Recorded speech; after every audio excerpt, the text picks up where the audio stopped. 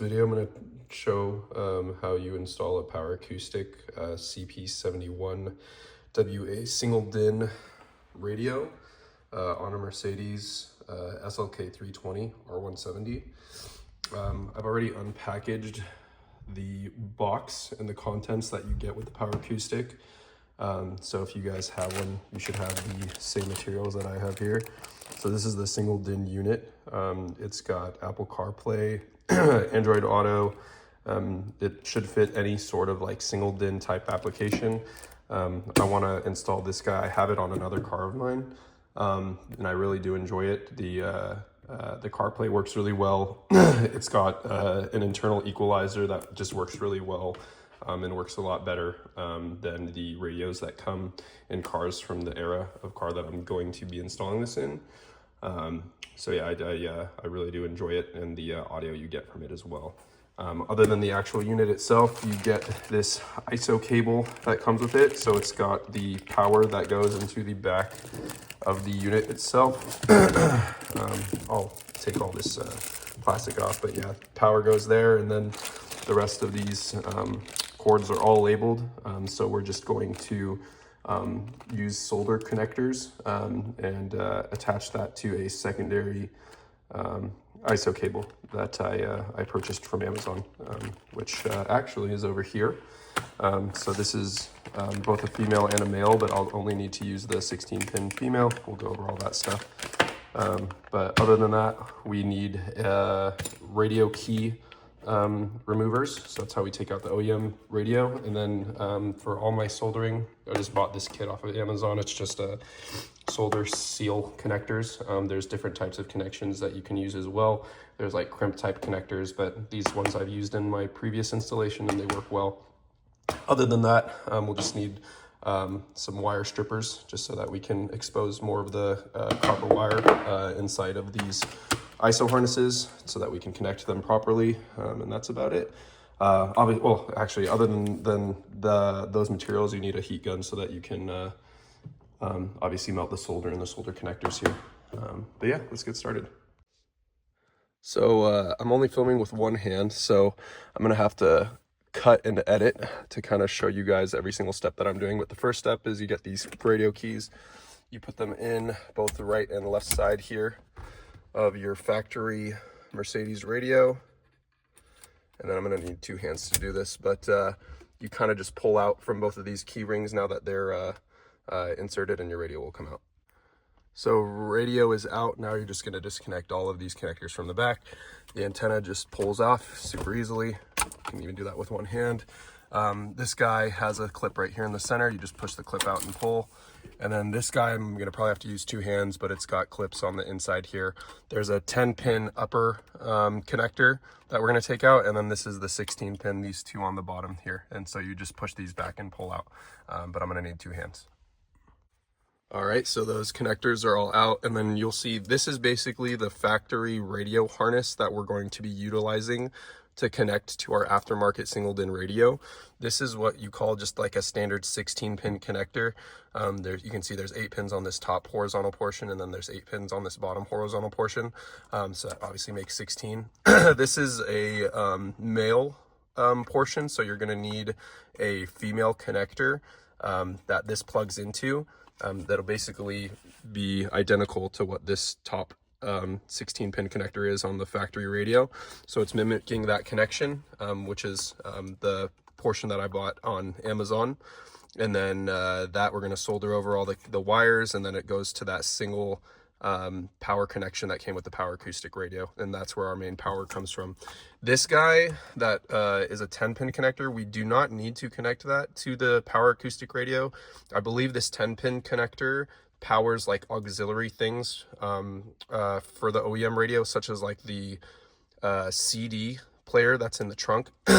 So you'll no longer have CD player function. I don't think so, but I don't mind that. I'm not going to use CDs. I'm going to use this as Apple CarPlay and Bluetooth, so that we don't need to worry about. There'll be this guy I think is for telephone communications, so obviously we're not using the factory telephone in this, so this we're not going to hook up at all.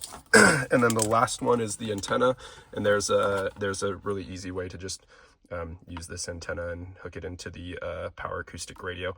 Yeah, the only modification we're doing is making a wire harness that will clip into this factory 16-pin connector that then clips into the power acoustic. So let's get started and do that stuff. All right, so I just opened my package with my Amazon sourced replacement ISO connector. And so this is the harness that we're going to be soldering onto the power acoustic harness. This is the female side that I showed you guys that mimics the back of the factory Mercedes radio. What's nice about this is each of these individual cords are labeled. So you can see kind of in small font, like this white one right here says left front negative.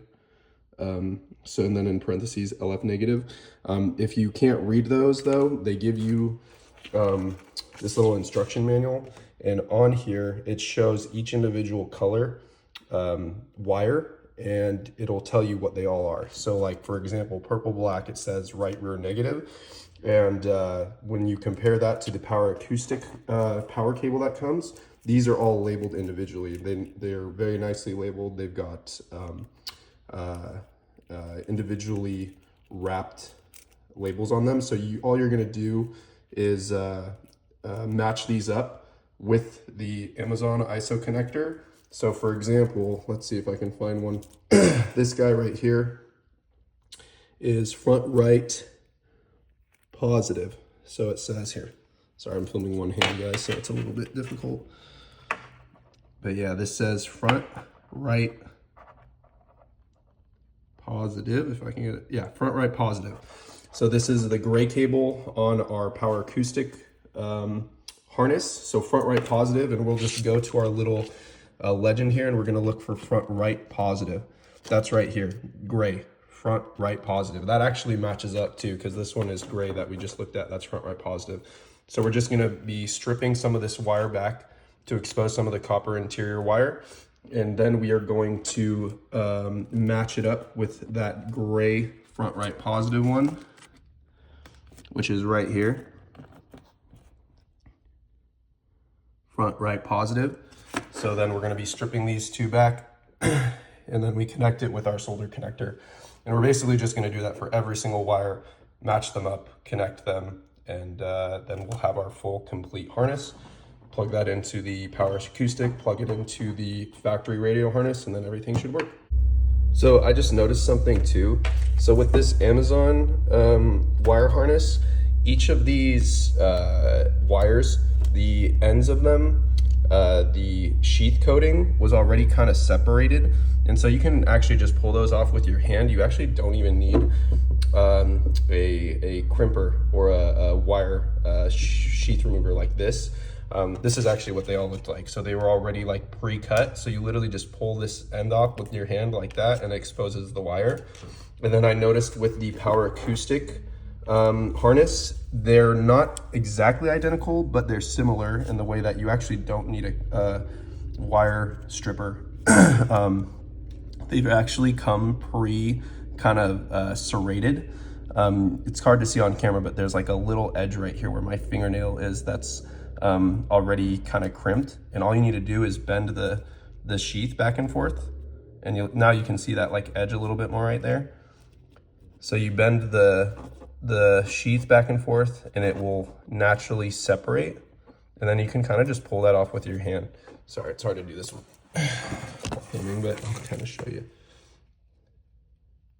So see, it kind of separates, and then you can just get your fingernail in there and pull it off, and then your wires are exposed like that. So you actually don't even need a wire cutter or wire pliers like I have. So you can just do it by hand. So now I've got all of my wires are unsheathed, so they're all exposed. So now all we're gonna do is match up left and right to the colors and from the legends, both from the power acoustic and the Amazon harness. And we're just gonna connect those with the solder connectors that I have. And I'll show you how to do a couple of those, and then I'll just run through behind the scenes and do the rest myself. So for our purposes with connecting this kind of smaller gauge wire, what I do before I use a solder connector, I always try to twist the wires so that they're kind of all together and not like frayed outward, kind of so that they're a little bit easily more pushed into the connectors that we're going to use. So I always twist them up, kind of create a point. So that one's pretty good. And then with this side, I'm going to do the same, just so it's not kind of all frayed and all over the place. So these two are nice and at a point. And for our purposes, I'm going to be using the red connectors in this kit, which are, let's see, 0.5 to 1 millimeter squared in diameter. But I will kind of show you guys how that's going to fit. So this is our connector. The solder you can see is there in the center. So that solder needs to cover the wires from both harnesses that have been stripped. And so what we're going to do is we're going to insert the exposed wire in one side that we just twisted down and have it cross over that center solder. So that's crossed over in there. You can kind of see the copper wire, how it's gone over that center solder piece. And then we're going to take our exposed wire from our other one and kind of cross it over there as well. And so you can see they both cross over the center solder inside the wire connector. So that would be a perfect connection there. So from this point, I need to get my heat gun, and we're just going to heat this up until the solder flows, melts, and then creates a secure connection here. And then we let it cool, and that's it. And we're going to do that for each one of these wires matched up from the both ISO harnesses.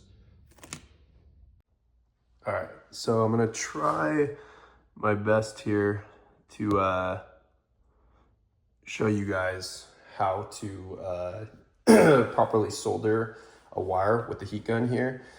So I just have a heat gun off of Amazon. I'll link all this stuff in the description. But I'm going to set it to about 600 Fahrenheit on this gun. Just turn it on the first setting. And then it's got a little stand that will hold it upright, which is nice. You kind of just feel the heat coming off. It's getting hot. Yeah, so we're about good. So I'm going back to that wire and that connector that I showed you earlier. And we're just going to heat it up slowly and rotate it until the solder flows and melts and creates a solid connection between those two copper wires. And sorry, I just realized I'm showing you guys my hands, not the actual connector.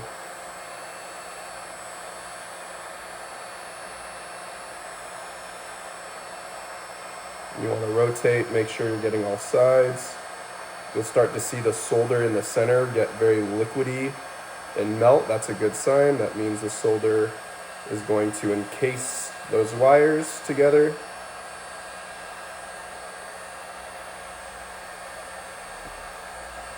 I'm going to rotate it and try to get the other side a little bit.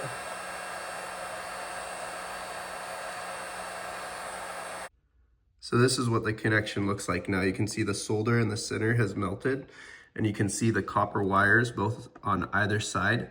So they're touching, making contact with each other with solder between both of them, okay? If I tried to pull, here, let me see if I can show you guys. And if I tried to pull the connector apart, the connections, so I'm pulling, having some tension, there's no moving at all. So those wires are secured in place. They're soldered together, and that's a proper connection between those two wires. So we're gonna do the same for every single other wire here. For that one I just did, you can see like the flowed solder in there. So you see like the kind of silver that's been liquefied and then cooled down and it's re-solidified. You can see all that in the center. That's what you want to see. That means your wires are connected together. They're making an electrical connection when you plug all this stuff in. So that's a secure connection right there. That's what you want to see in every single connection you make. All right, so I just finished up. I soldered each and every connection. If you have this same kit, you're actually going to end up with two wires, I guess, that are not currently connected. One of them is going to be the rear camera. If you guys wanted to install a rear camera, I'm not installing a camera, so this wire will stay It will stay unsoldered, unconnected. I just chopped off the little end of copper wire that was poking out. That way it's not interfering with anything. So that's the first one. And then the second one is this SWC cable. We're not going to be using it for anything currently. So those are the two unconnected wires you'll have. Everything else should be connected with the solder connectors or whatever connector you choose to make. So let's put this in the car. We'll plug in the rest of the stuff into the power acoustic and make sure everything works. Okay, so I actually noticed that there's a little bit of play once I installed the stereo inside this cavity. The stereo kind of floats and moves around. It doesn't click into the factory like mounting points. So super easy solution to that is there's this mount that is on the exterior of the back of the radio, and we can take that off, and then there's all these individual little tabs that I'm pointing at with my thumb, and we can bend those into place so that this mount kind of sits flush inside of this cavity. So to do that, all you're gonna do is on either side of the radio here is there's these tabs, and you can either take your finger or you can take a screwdriver, and you're gonna pull up on the tab kind of like I'm doing, and then it slides out. So that side was disconnected, and you're gonna do the same thing on the other side too. Let's see if I can do this one-handed. Oh, cool. The other side kind of actually unclipped itself, but you would do the same thing over here. Stick your thumb under there, pull that out. And so this whole thing comes out. And you're going to slide it off.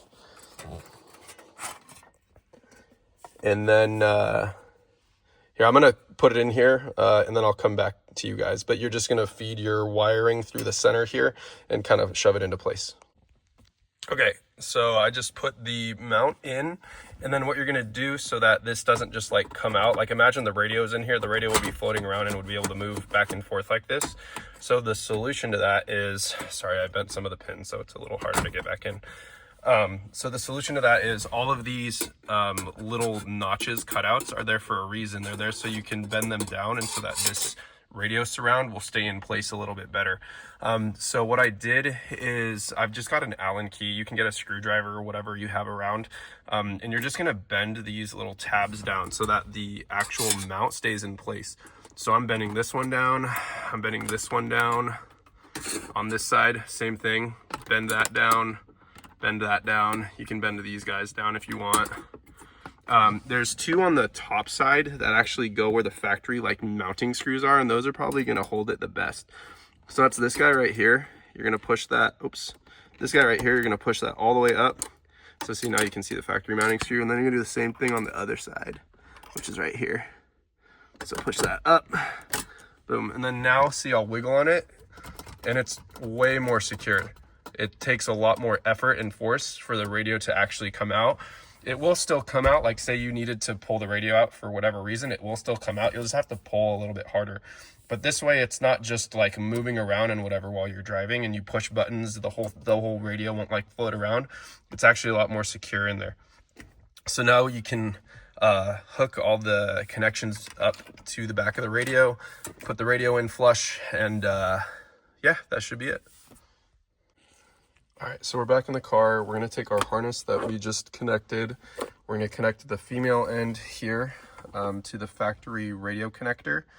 And then the power end is gonna plug into the back of our power acoustic single DIN radio right there on the right side. And then we've got an antenna to hook up, and then we should be able to put everything in so it looks nice and flush, and yeah, that should work. So let's do that. I'm going to stop recording, but just connect, and then we'll get back to it. Okay, so I just connected the power connection to the back of the power acoustic. I connected the 16-pin connector to the factory harness. And so behind the scenes, I actually already turned the car on and made sure everything works. It does. However, I just realized one thing that this power acoustic kit does not give you.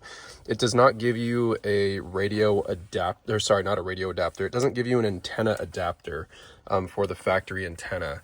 So if you look at the back of the radio here, right here, below this USB connection, this would be where you would connect your radio. And right where my finger's pointing, right there. There is an aftermarket like radio adapter you can get on Amazon for, I don't know, probably like $5. I'm gonna buy one myself, and I'll put a link in this description as well. It's super easy. It's just like a little kind of like peg radio adapter. There's one side that's male that's going to go in there, and then the other side is a female that looks exactly like that does. It's just kind of out so that this factory Mercedes antenna can clip onto it and connect. So that's the one thing that I don't currently have, but that would be how you get AM and FM radio to work. So that's the one thing that we don't have, but I turned it on and everything else works. CarPlay works. I can play music, blah, blah, blah. I'm going to go ahead and tidy this up, and kind of show you what it looks like all in place. So all these wires, I'm just going to kind of shove back here into this cavity, and then this power acoustic radio should just slide in seamlessly, and look flush and nice. So let's do that. Hey guys, I just realized after, well, this is my dog, but I just realized after filming and everything and editing, I should probably just show right here what the antenna looks like. So this is what the antenna looks like. And that's what the link is going to be in the description on how to get that from Amazon. Super easy install, but yeah. Okay, so let's go ahead and turn the car on and make sure everything is working. So let's turn it on. Cool, boots right up, perfect. So I've already gone forward and actually connected my phone to the device list so that I have Apple CarPlay. The way that you're gonna do that, if you haven't done that yet, you're gonna go ahead and hit device list. And then from here, it already has my phone, but for you first timers, it's gonna ask you, there'll be like a prompt that comes up that says, are you ready to connect a phone via Bluetooth pairing? You'll hit yes, you'll go on your phone settings, make sure Bluetooth is on. It will give you a prompt here that says for your Bluetooth settings, you're gonna search for I think it's 71W. So you'll click that in your phone, and then on the screen, there'll be a pair code that comes up. You make sure those pair codes match. You hit pair on your device, you hit pair on your phone, and then a few seconds later, your phone will connect, and then it'll ask, would you like to connect to Apple CarPlay or Android Auto, or are you just trying to connect for Bluetooth reasons? And then you'll click one of those. I clicked Apple CarPlay. It immediately will start. That's about it, you guys, and hopefully this install made a lot of sense and would make it easy for you guys to do this as well. I'll go ahead and link those things in the description, and if you guys have any questions, ask in the comments, and I'll be happy to guide you. Thanks, you guys. Thanks for watching.